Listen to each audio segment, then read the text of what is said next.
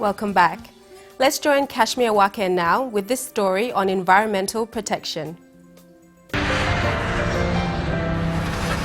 This evening's discussion is on climate change, and I'm sure we'll have quite a lot to get into. So without further ado, I will pass the mic on to our moderator for this evening, Ms. Gwen Maru with UNDP, who will do the honors to introduce everyone else. Good evening, everyone. I am Gwen Maru. I work with the United Nations Development Program. I manage the environment, climate change, and the disaster risk management program. When said, my name is Emma Jill, and I am here to represent the Climate Change and Development Authority. My name is Ariane. My everyday job, I work for Transparency International as the Youth Integrity Program Coordinator. My name is Kevin. I work with the NBC as a producer, reporter. To begin, just for the panelists who can share with us what they think climate change is. We've heard and we've seen and we've read in various materials what climate change is, but bringing it back to the purpose of this evening, sharing with our media personnel what we think about climate change and what it means. If you could share with us briefly what you think or how you would define climate change. Climate change, I don't know how I got into this interest in reporting for climate change, but it probably started sometime back where our newsroom, the main NBC newsroom, created a desk for climate change and environment. So I did pick up a few tips from there, and I thought it was interesting because the issue itself coincides with other sectors. So it's more or less a sectorial issue. So climate change, it affects health, education, within policies, and it goes all the way down to the grassroots levels.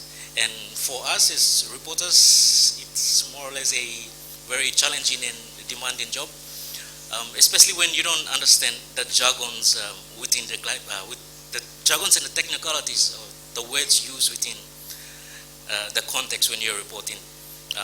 I'm pretty sure most times we misreport or we disregard the story and do something else. I guess all in this panel we can agree that climate change is something that's difficult to define, but the way I see it is just there's this long period of time and the weather is just changing constantly, and the problem now with climate change, yes, we know that the climate will change as the years go by, but the problem now is that it's accelerated greatly, and it's affecting humanity. So it's affecting human beings, it's affecting our food crops, it's affecting our health, it's affecting a lot of things in the world. And I think that's the main thing to keep in mind, that climate change is a huge threat to all of us.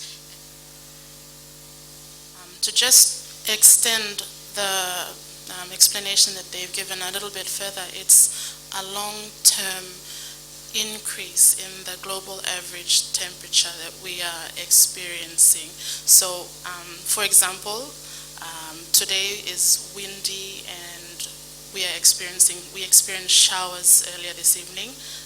Now it's clear, it's still windy, maybe tomorrow the wind will stop. This is variability, and these are changes that we experience on a day-to-day, short-term, monthly, yearly basis. When we talk about climate change, it's longer than that. We're looking at 30-year periods and beyond. And I think there was a point in time where not everybody believed that climate change was a real phenomenon.